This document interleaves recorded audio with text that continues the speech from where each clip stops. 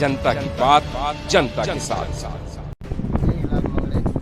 सेवानिवृत्त उपअभियंता सार्वजनिक बांधकाम विभाग धुळे मी गेल्या महिन्यामध्ये 2/7/26ला NHIचे प्रकल्प संचालक जे आहेत साळुंके साहेब एक यांना तक्रारी नोटीस दिलेली कायदेशीर की ज्या चाऱ्या पडलेल्या आहेत फागण्यापासून तर तरसोदपर्यंत त्या चाऱ्यांमुळे खूप अपघात होत आहेत आणि ते दुरुस्त व्हावं याच्यासाठी मी त्यांना पत्र दिलं आणि त्याच्या प्रती माननीय नितीन गडकरी साहेब म्हणजे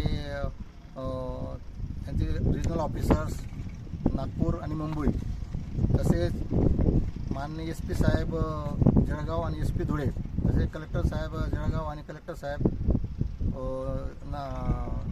धुळे आणि जळगाव तर त्यांना एवढ्यासाठी दिलं की समजा त्यांनी जर दखल नाही घेतली तर आंदोलन करायची वेळ येईल, परंतु सुदैवाने तुम्हाला तशी आंदोलन करायची वेळ आली नाही. त्याच्यात त्यांनी दखल घेतली, परंतु ज्या पद्धतीने त्यांनी जे स्पीडने घ्यायला पाहिजे होती तसं न घेता त्यांनी एक कोणाला तरी पाठवून दिलं दिल्लीवरनं आणि ते येऊन काय करून घेतली त्याची मला कल्पना नाही. परंतु मी त्यांना आज रोज एक पत्र देत आहे की हा जो पाण्यामुळे जो काही प्रॉब्लेम उभा राहिलेला आहे तर त्याचं कारण की खालून त्यांनी जो बेस घेतलेला आहे पुलाच्या अप्रोचेसचा किंवा रस्त्याचा अप्रोच तर हा मुळातच कमकुवत आहे. टेक्निकली त्याच्यात फॉल्ट आहे.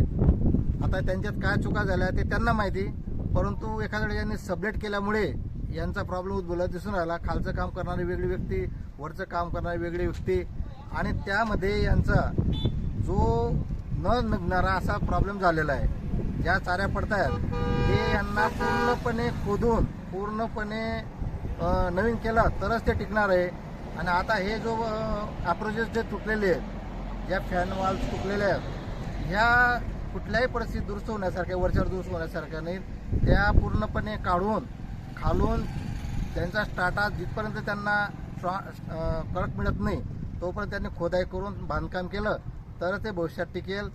आणि त्याच्यामुळे आम्ही त्या गोष्टीला आता हे कमीत कमी 2-4 महिन्याचं सहज काम आहे. सर त्याचं जे प्लेट लावलेले आहेत साईडने सिमेंट कॉन्क्रीटची प्लेट ते काढून जर अगर पिलर उभे केलेत तर नाही, त्यांची जी पद्धत आहे ती देखील टेक्निकली चांगली आहे, परंतु त्याचा टेक्निकली त्यांनी उपयोग प्रॉपर केला पाहिजे. कारण बरेचसे पुलांना तसंच केलेलं आहे त्यांनी, तर ती पद्धत काय चुकीची असं म्हणता येणार नाही. एका वर्षातच त्याचं पूर्ण म्हणजे फज्जा उडालेला आहे. हो, त्याचं कारण असं आहे की त्या प्लेटांचा दोष नाही आहे. प्लेट हा त्यांचा जो खालचा जो पाया आहे, जो खाली पाया घेतात त्या पायाचा दोष आहे.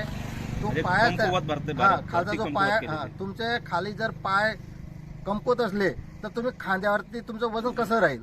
आणि जोपर्यंत तुम्ही तळ पाय किंवा तुमचे पायाचे जॉईंट्स किंवा गुडघ्याचे जॉईंट्स जोपर्यंत तुमचे ओके होत नाही तोपर्यंत तुमच्या खांद्यावर तुम्ही वजन घेऊ शकत नाही. तो प्रकार यांचा झालेला आहे. तर आता यांनी ते पायाचा जो दोष आहे तो शोधून तो दुरुस्त करावा. आणि आजच्या दिवशी मी PD साहेबांना साळुंके साहेबांना हे जे टोल आहेत हे बंद करायची विनंती करणार आहे. कारण काय की लोक टोल का देतात की लोकांना सुखसोयी भेटतात, वेळेची बचत होते. आज तसं काहीच होताना दिसत नाही. 2 दिवसापासून ट्रॅफिक जळगाव शहरातून जाऊन राहिली. शहरातून त्यांना सगळ्यांना शहरातल्या लोकांनाही त्रास आहे आणि ज्यांना इच्छित वेळेत ते जाता येऊन राहिले. म्हणून ते टोल बंद करावा जोपर्यंत हे पूर्वत होत नाही अशी मी त्यांना मागणी आजच करणार आहे. ते पत्र आज त्यांना द्यायला जातो. जनता की बात जनता के साथ।